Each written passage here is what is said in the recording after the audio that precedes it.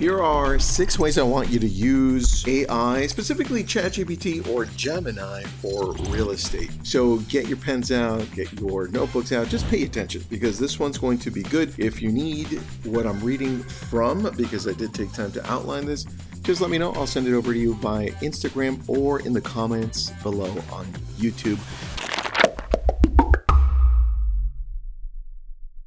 Welcome, my real estate friends. I am Tristan. This is your daily real estate, where I go into 5 to 10 minute talks about what you should be focused on for your real estate business to stay ahead, whether it's actual cool, amazing tech or practical things that you should be doing. And I'll show you how to do it, or just mindset. And I alternate a lot between all of them. So let's get right into this one. If you haven't joined my new newsletter, Real Estate Prospecting, please go ahead, join that one. It goes out once a week, and I think we're on the 3rd one, something along those lines. I just started it. It is great. I've got 400 of you on there, brand new, and we're having a lot of fun. All right, here it is, the AI playbook for real estate marketing, Gemini and ChatGPT. Remember that. I think at this point, you all know that you need AI in your business just to be able to do more, to create things much quicker, and to think through things in a way that's more efficient. So number one, I would say here, fast and furious listing marketing. I've got a few things for you here. One, compelling property descriptions. I think if you were going to create a prompt for this that you could just plug things into, I would definitely have a prompt ready to go. And I have a simple prompt here. It says, paste the MLS facts, which we get all the time when we get a new listing.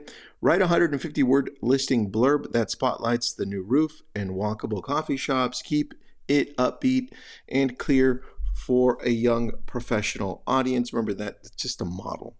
You can plug in anything. Hey, don't use common AI words, or it's close to the beach, or whatever you want, right? Whoever lives in the area, whatever demographic you want to expand on, that typically moves in there. Maybe people are vacationing in this area, so more vacation homes. Headline variations for every platform. This one's key, and I don't see people using this specifically for this. I put here, never use the same boring title twice. Here's the simple prompt. Give me 5 punchy headlines for Instagram that highlight the backyard pool and entertainment space, right?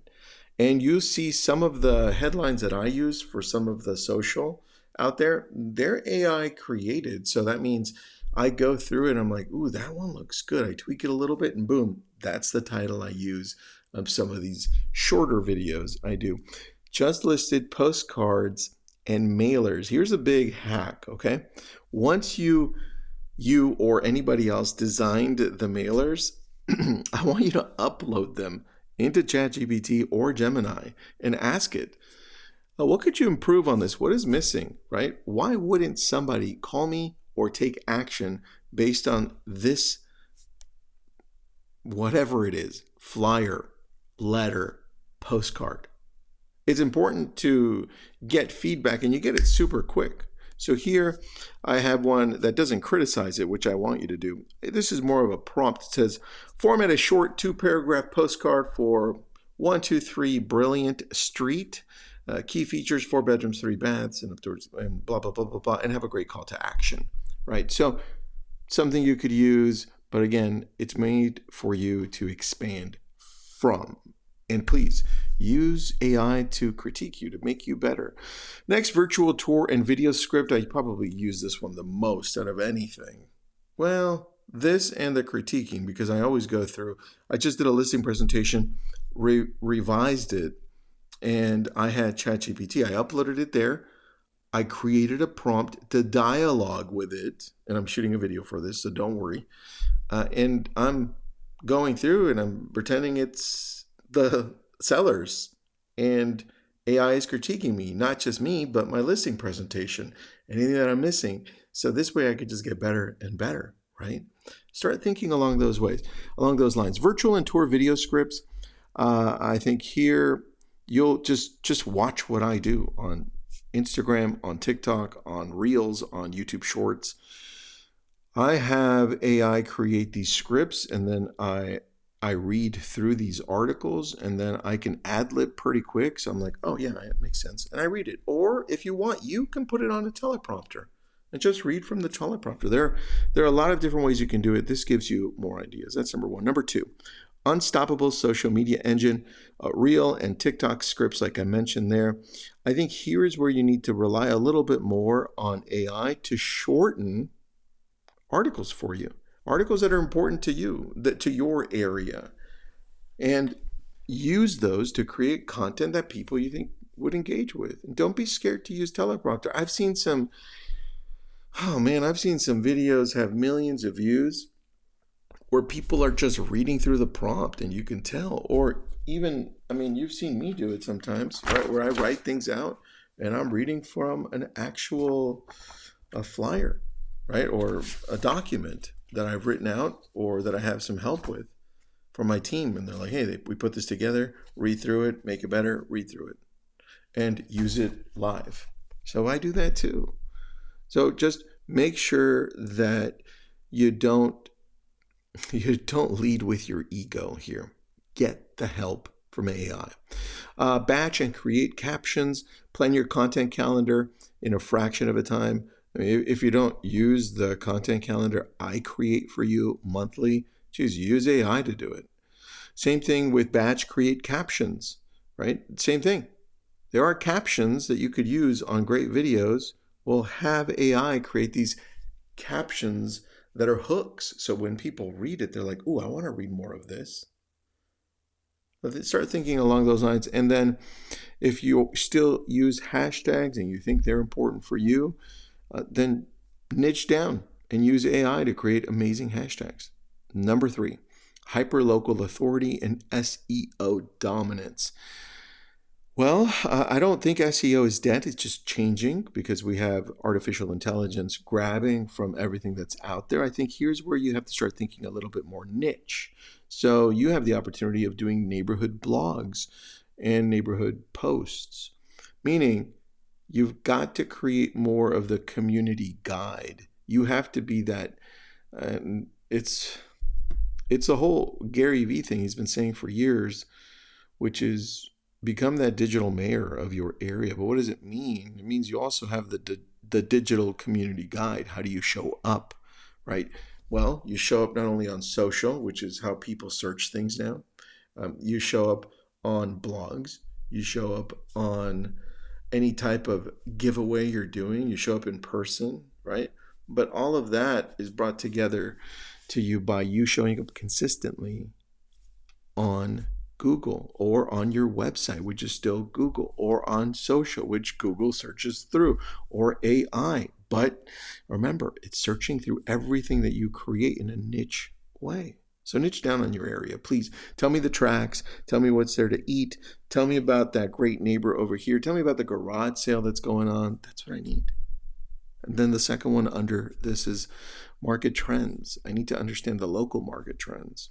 And I just started a YouTube channel on, it's about Ventura and Los Angeles County and the markets, right? And it's starting off really slow. Like it's not skyrocketing and I'm getting thousands of views. I'm only getting like 60 views, but it's barely starting off. I'm in it for the long run. Next, Google Business Profile. I think here's where you need to update it daily. I put here Q&A. So optimize your local research, optimize your local search presence. So the prompt I have here that you can just copy, paste, or steal, it says create a list of 5 common questions first-time buyers ask and provide crisp, helpful answers that I can post in an FAQ section of my Google Business Profile. Why? Because it's searchable. People are going to be asking questions. Hey, what is it like to live in your area? Hey, what's the closest coffee shop? What's the best coffee shop there? Or are there hiking trails? Or if I'm buying a home here, you're creating an FAQ. In fact, I might expand on this one alone in a whole different, let me highlight this one, in a whole different podcast, because that one is pretty powerful and I don't see a lot of people doing that one.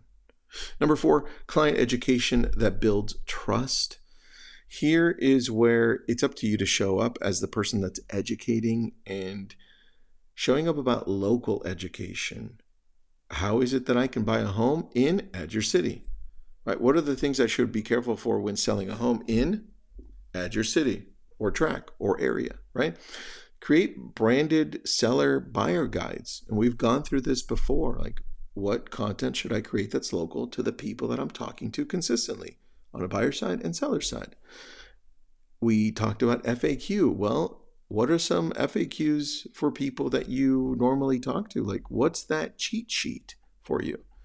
And now that I'm going through this a fourth time, I'm reading through this, we have a really good one, an FAQ one, and I usually use that as content to give out to people that we're talking to. So if anybody's selling for the first time, if anybody's buying for the first time, and we have one for a person leasing, those are really good.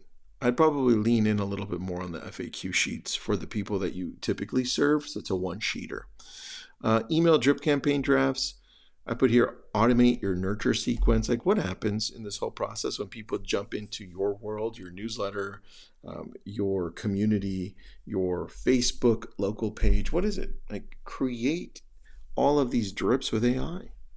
Simplifies it. Number 5, sorry about that. It's intelligent lead nurture and follow-up. I'm just going to dig a little bit deeper on this one because I think this one I've seen done really well and I've also seen done terribly. I don't want you to go to Gemini or ChatGPT to have it create automated drips and then not go check what they say. Or more importantly, you do check, but you're like, that's good enough, right? And it doesn't sound like you. It sounds like somebody else. And I want you to go through them and be inspired by what it gives you. But, add your emojis, add your language, add how you connect with local people.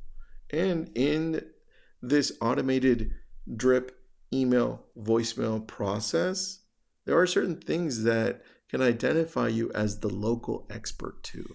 So do that, okay? Number 6, and the last one here, boost your daily efficiency.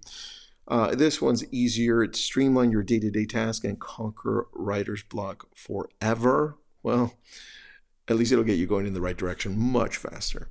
I put here grammar and tone polish. If you're creating newsletters, if you're creating blogs, if you're creating descriptions for YouTube channels or any social, this is the place to go. Like, this is where you start.